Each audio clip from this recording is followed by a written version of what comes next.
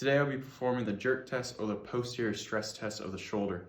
This test is testing for posterior inferior instability within the shoulder and may or may not be accompanied by posterior inferior labral tear or other implications with the labrum. The positive for this test is going to be the clunk feeling or the report of a clunk with or without pain.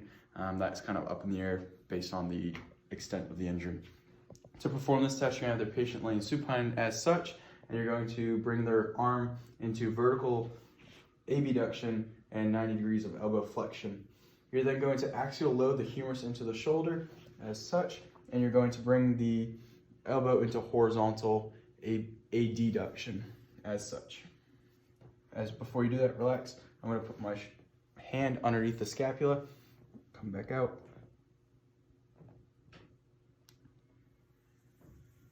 Was there any pain or a clunk feeling with that? Nope. Patient denies any clunk or pain, and I did not feel any clunk. I was looking for apprehension while we did this. There was no apprehension in his face. This test would be a negative. I will compare bilaterally. Crank test. This is going to be testing for a slat lesion of the labrum in the shoulder.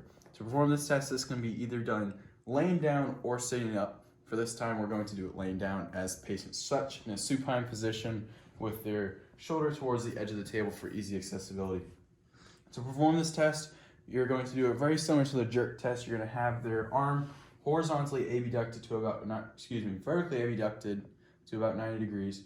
Their elbow is going to be in 90 degrees of flexion. You're going to axial load the humerus into the shoulder while performing an internal and external rotation.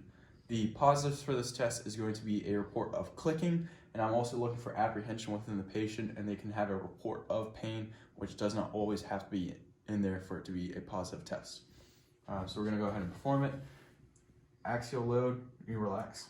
I'm going to externally rotate, internally rotate, back and forth. Do that a couple times. This patient did have a show of apprehension. You relax. So that could be indicative of a positive test. Did you feel any clicking within your shoulder? Yes. That would be a positive for this patient. This test is positive. I will compare bilaterally to see if it's abnormal or if that's normal for that patient.